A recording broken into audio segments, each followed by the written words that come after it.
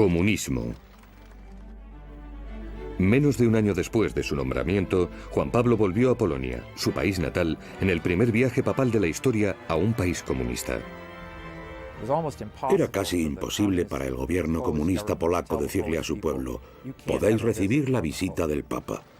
No habría revolución si no podían ver a un Papa polaco en Polonia. Para el comunismo polaco era el comienzo del fin. Gorbachev me dijo: el mayor error del comunismo fue permitir que Juan Pablo II fuese a Polonia justo después de convertirse en papa.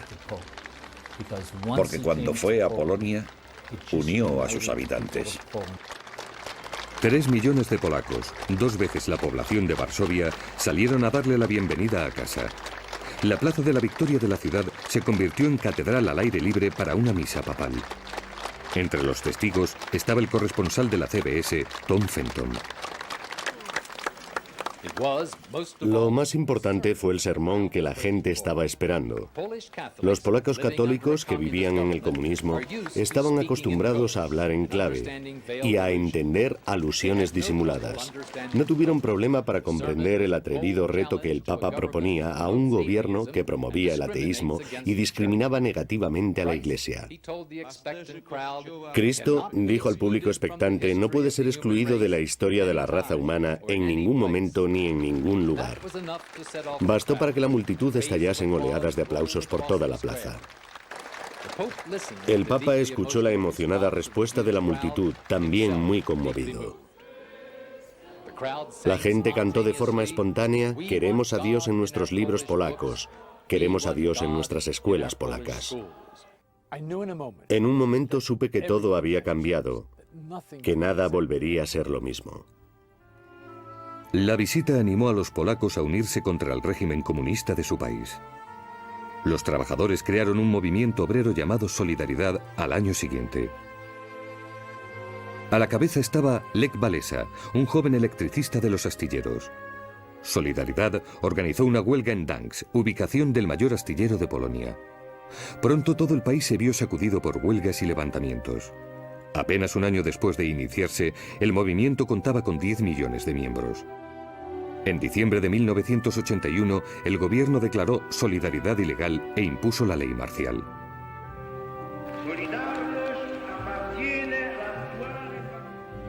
Pero Juan Pablo II mostró su apoyo al movimiento denunciando la falsa paz de los regímenes totalitarios en su discurso de Año Nuevo. En la plaza de San Pedro, miles de personas aclamaron su llamamiento a la libertad.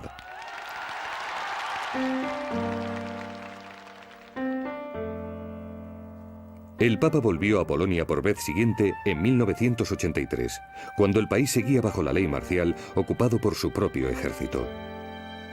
En una época en que las esperanzas del pueblo polaco flaqueaban, la visita del Papa renovó su fe en su causa.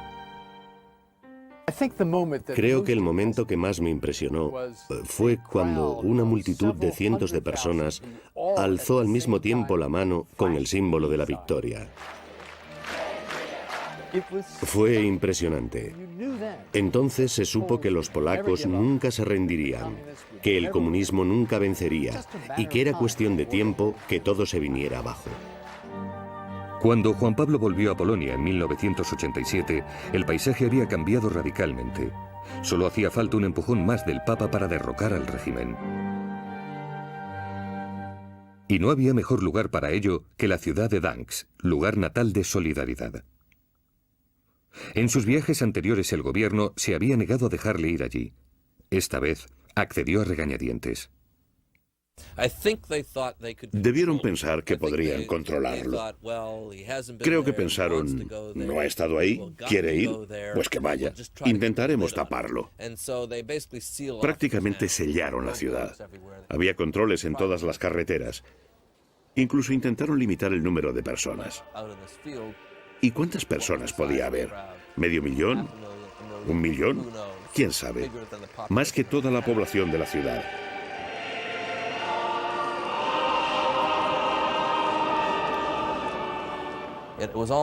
Fue casi como demostrar la inutilidad del Estado polaco ante el poder del pueblo que se expresó en aquella misa.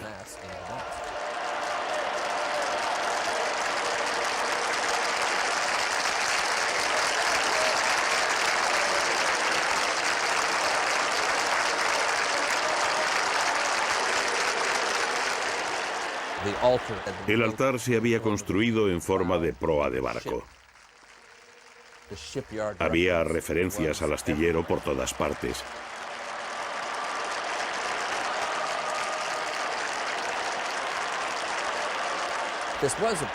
Fue un papa que siempre entendió el poder de las imágenes, que siempre entendió el poder de la televisión. El Papa nunca se refirió al ilegalizado grupo obrero directamente, pero al pedir el apoyo para los trabajadores, utilizó repetidamente la palabra solidaridad.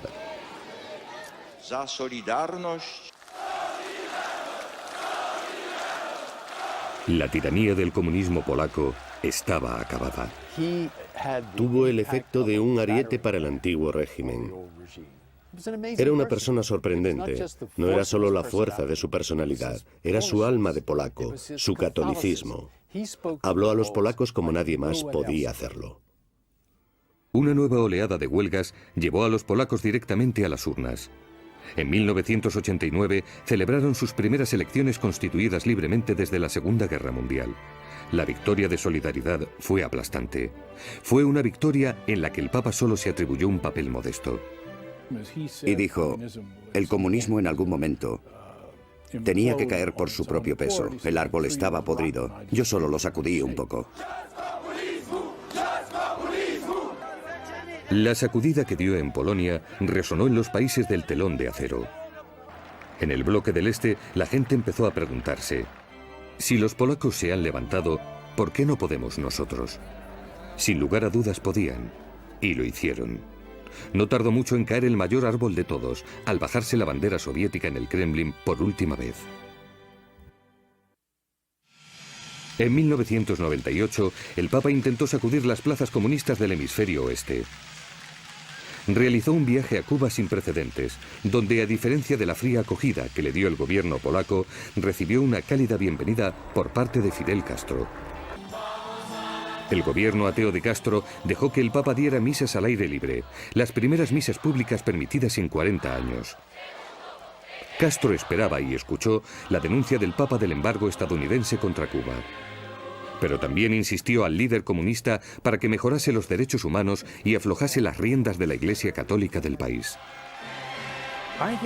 Creo que quería abrir Cuba de la misma forma que abrió Polonia. Hubo algo que me hizo pensar que tendría éxito. El día de la gran misa yo estaba al final de la multitud. Había un cubano mayor junto a mí que hablaba bien inglés. No quiso decirlo a cámara, pero sonrió y me dijo, creo que han, refiriéndose al gobierno cubano, han cometido el mayor error de su vida dejándole venir aquí. ¿Por qué dice eso?, le dije. Me respondió, porque han sacado el genio de la botella y ya no pueden volver a meterlo. Los pobres. Sin dejar de ser enemigo acérrimo de los comunistas, el Papa Juan Pablo II también encontró fallos graves en el capitalismo. All of humanity must think of the parable of the rich man and the beggar. Castigó a los países ricos comparándolos con el ricachón de la Biblia que ignoró las necesidades de Lázaro. Al hombre rico se le considera despreciable, no por su dinero, sino por su comportamiento. Nowhere does Christ condemn the mere possession of earthly goods as such. Instead, he pronounces very harsh words against those who use their possessions in a selfish way, without paying attention to the needs of others. Instó a los gobiernos ricos a perdonar las deudas de los países en vías de desarrollo. We cannot stand idle by, enjoying our own riches and freedom. If in any place the Lazarus of the 20th century stands at our doors, La ayuda a los pobres fue el redoble de más de 3 docenas de viajes a Latinoamérica, zona que visitó más que ningún otro lugar después de Europa. Es el hogar de la mitad de los católicos, y se cree que Brasil tiene más católicos que ningún otro país. Brasil ha sufrido desde hace tiempo diferencias abismales entre ricos y pobres. Cada vez que iba, pasaba por alguno de los peores barrios. Reprendió al gobierno por cómo trataba a los más necesitados. En 1980 se desprendió de su anillo de cardenal en una ciudad de chabolas como muestra de su amor hacia los pobres. El Santo Padre. Sus viajes a países hispanohablantes tenían a menudo una carga política. En su primer viaje a Latinoamérica, dejó boquiabiertos a los líderes de la Iglesia al denunciar al movimiento teológico de liberación. La teología de la liberación mezclaba el catolicismo con el activismo marxista. Muchos en Latinoamérica lo vieron como un camino para salir de la pobreza y la impotencia, pero para el Papa Juan Pablo II contradecía la misión espiritual de la Iglesia. Así, los líderes que seguían apoyándolo fueron sustituidos. Los enfrentamientos más directos entre el Papa y los líderes izquierdistas ocurrieron en Nicaragua, en 1983. A su llegada amonestó un sacerdote que se había negado a abandonar el gobierno sandinista de aquel país. Pero los roces más fuertes estaban por venir. El altar para su misa estaba lleno de imágenes revolucionarias y además faltaba un elemento: no había cruz. Alborotadores apoyados al parecer por el gobierno corearon: «Queremos la paz». Pronto el Papa tuvo bastante. Silencio pidió. La primera que quiere la paz es la Iglesia. La primera que quiere la paz, dijo, es la Iglesia. Se le trató con más respeto en 1996 cuando volvió a Nicaragua, por entonces bajo un gobierno más amistoso. A lo largo de su papado, la Iglesia Católica se ha enfrentado a una viva competencia por parte de las confesiones protestantes de Latinoamérica. Pero las bienvenidas cálidas son la norma en sus visitas a países hispanohablantes y a comunidades hispanohablantes. Como respuesta, a menudo pide más compromiso hacia la Iglesia. Esto es lo que dijo a sus devotos de San Antonio, Texas.